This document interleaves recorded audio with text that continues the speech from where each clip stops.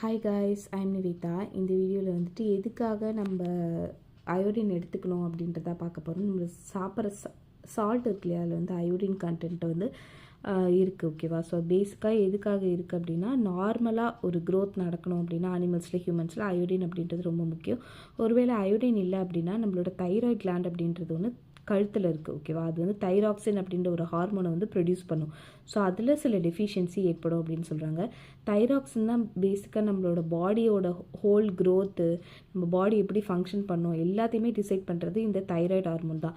So அதில் ஒரு imbalance நடக்கும்போது நம்ம கண்டிப்பாக வந்துட்டு இந்த கோய்டர், அந்த மாதிரி சில்ட்ரனில், அடல்ட்டில் அந்த மாதிரியான பிரச்சனைகள், அதுக்கப்புறம் மென்டல் வந்து சரியாக ஃபங்க்ஷன் ஆகாமல் இருக்கிறது, புவரான ஒரு ஞாபக சக்தி இல்லாமல் இருக்கிறது, இந்த மாதிரி நிறைய விஷயங்கள் வரும். ஈவன் இப்போ கர்ப்பிணி பெண்களுக்கு வந்துட்டு அயோடின் டெஃபிஷியன்சி இருந்ததுன்னா பிறக்கிற குழந்தை வந்து இறக்கும் அப்படின்ற மாதிரி சொல்கிறாங்க. ஸோ கண்டிப்பாக வந்துட்டு அயோடின் முக்கியம்.